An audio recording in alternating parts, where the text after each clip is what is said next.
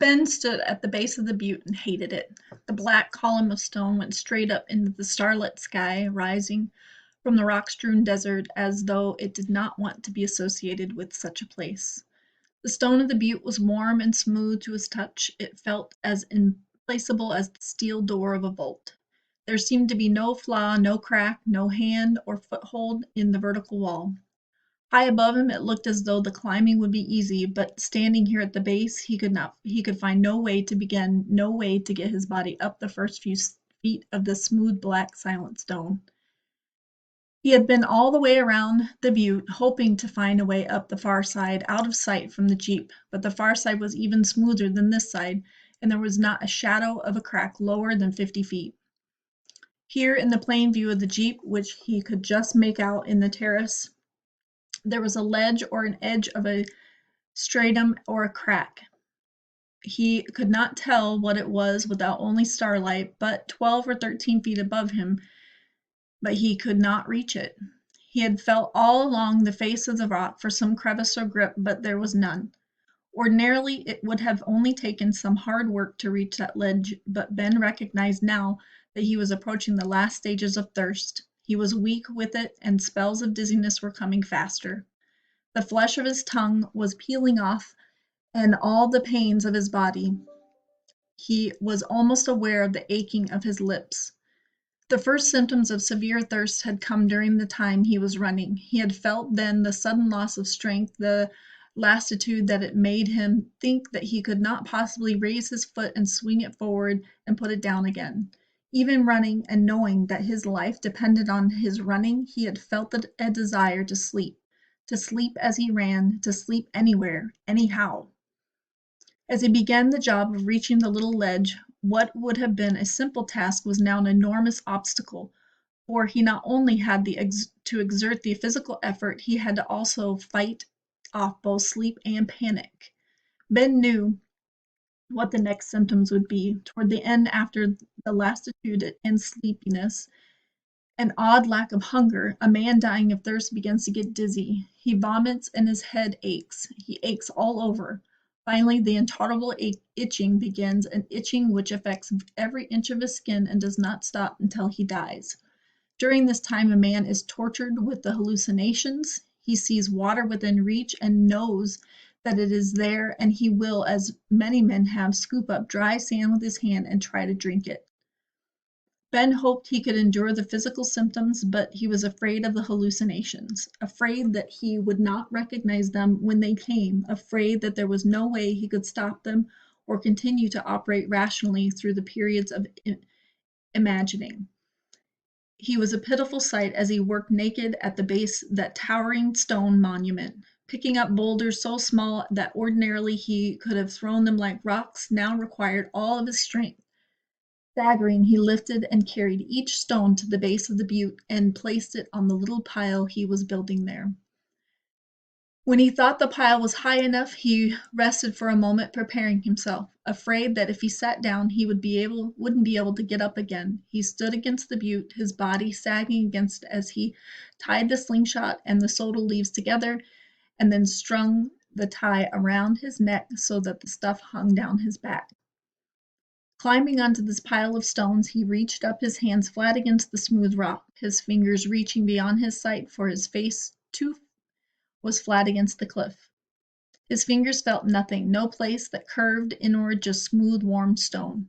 Twisting a little so that he could bend his knees, he flattened against the butte again, and taking a deep breath, sobbing breath, rammed himself upward, his hands groping high above his head, his body scraping upward against the hard rock. The fingers of his left hand, as though maneuvering separately, found the ledge and snapped over it, reaching in at high angles to the face until his forefingers were at the ledge and his thumb was pressed flat against the face. His right hand, the fingers scrabbling on the stone, could not make it, and as upward thrust ended and his body began to drop down, all he could do was flatten his right hand against the stone. His weight slammed upward through his left arm. He concentrated in the four fingers on the ledge. The dust under them, making them slide off the first knuckle, but then holding. The sodal sandals defeated him. Trying to pull himself high enough to get a grip with his right hand was impossible, for the sandals gave his feet no purchase at all on the smooth stone. He could not shake them off, but shook them so nearly off that they hung dangling and now totally useless. Ben let go and dropped one sandal, twisting his foot savagely when it struck the little pile of rocks. Rage and defeat and helplessness brought him almost to tears as he tried to untie the knots holding the sandals on. Unable to loosen the knots, he tried breaking the stiff fibers of the sodal leaf, but could not do that either, and had to return to the knot. It took all his will just to keep his fingers from attacking them wildly and uselessly. Once the knots were loose, he started to throw the sandals away in a rage, but calmed himself and strung them with the other stuff. Knowing that he could reach the ledge seemed to give him strength, and it did not seem as difficult the second time to get a grip there with his left hand. Then, the rock tearing at his feet, he swung his body against the cliff face, everything clinging to it and moving against it until his right hand slid over the edge. He hung there, his feet bleeding down the rock. There was a sound close to him, and it took a little while for him to recognize that the odd whistling noise was his breath against the stone. Feeling down from his fingers through all the muscles of his body, he tried to decide by the feel, the touch, the thickness of the dust, which of his hands had the better grip, which the most strength. Possibly because his left hand had brushed away some of the dust, when he had to let go the first time, it seemed to him that that hand was the one to use. The fingers of his left hand seemed more in contact with the raw stone, more closely welded to it.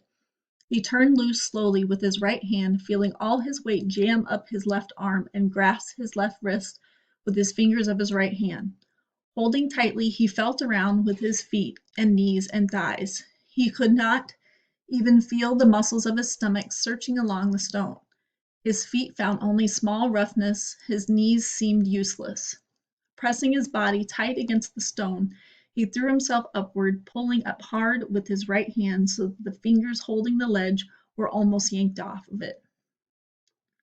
Blindly, his right hand flew over the ledge, his fingers dancing across it, reaching, feeling, searching, until his body began to drop, scraping down again, and he caught the ledge with his right hand and stopped falling. The ledge above him was about a foot wide and slanted a little to the east. He had so little strength left now that he could not even stop to rest the pain of his hanging shooting through him and numbness beginning, the fingers wrapped around the sharp edge.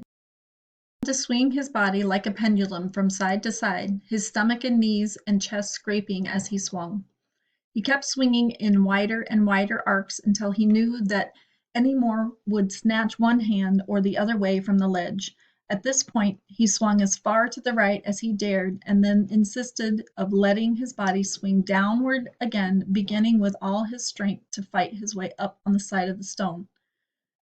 With the inside edge of one foot and the outside edge of the other, he tried to walk up the face, his knees feeling like blind, fingerless hands grasping at the smooth stone.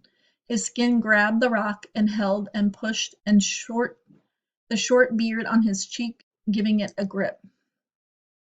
His right foot, flying scrambling up the rock, lost the feel of the rock for a second, and moved open as it passed the ledge. He flung the foot inward, his toes reaching and grabbing, and at the same time hunching his shoulders, he let go with his right hand and swung his right elbow up over the ledge.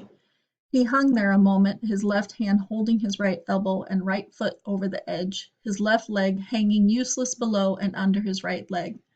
That could ruin it, Ben thought, feeling all the separate parts of his body, one at a time. With that left leg under his right, the only way he could get up the ledge was to roll himself over. If his left foot had gotten there first, it would be easier. He would just have to pull with the leg and arm and hand and slide up on the stone step. It was too late to start over. He did not have that much strength left. If he let his right foot slide off the ledge now, let his body drop down again, he doubted whether he could even keep from falling all the way back down to the desert again. If he did that, he knew that he could never get this high again. The muscles in his arms and legs had started to tremble.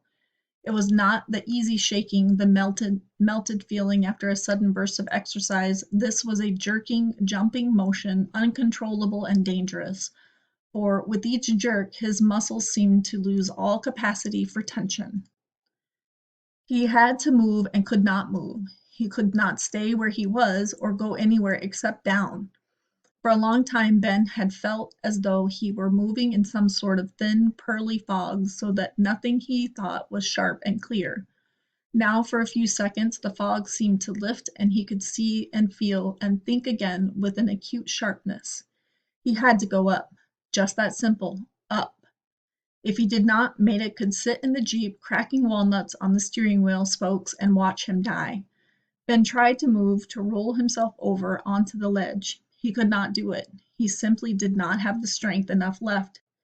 And he slumped back, just hanging there by a foot and hand and elbows, his body sagging down against the rock. It was pure, raw rage that at last swept him, upward rolling, sobbing, grabbing with knees and legs and skin and toes. There, he was there, lying on his back on the ledge, the edge of the running along his backbone so that half his body lay in space, held there by an arm and a leg along the face of the butte. He lay with his eyes closed, his breath coming in hard, dry gasps, his stomach heaving and his muscles painful now with sharp jerking. Some part of the slingshot was cutting into his back, but he did not have strength enough to move it. The sun came up as he lay there, the light turning the stone high above him from the black coppery gold. Some birds flew up around there, sometimes lighting in the high stone, but mostly flying. Ben watched the light moving slowly, as though it were some thick invisible fluid. It came lower and lower until it touched him, washing over him. Moving carefully, Ben let first one leg and then the other slip over the edge and hang as he pushed himself up, his back grinding against the stone behind him, until he was upright, the muscles of his butt grasping the stone beneath him. Looking down, he saw the blood dripping from his feet. It was a beautiful color in the early morning light. It looked pretty on the stones below. His hands were bleeding too, and so was his feet, elbow, and the inner surface of both knees, the skin abraded off them as though by a file. Sitting there, he wished he could remember exactly when he had a drink of water. Had it been just before they left the jeep to stalk the bighorn, or had it been before that, say a half hour before, an hour? It was important to know, and it angered him now that he could not remember. If it had been just before they left, that would have been close to noon, assuming that he still had 6 more hours. But had it been earlier? He grew so angry about this that he began to shake, and he could feel the blood of anger rushing up to his face. Suddenly Ben stopped it all. What difference does it make? 6 hours? 5? 4? There was nothing he could do about it, and unless anger, and useless anger he had felt frightened him. Was this the beginning of the hallucinations? This anger, which had been for a moment a kind of insanity?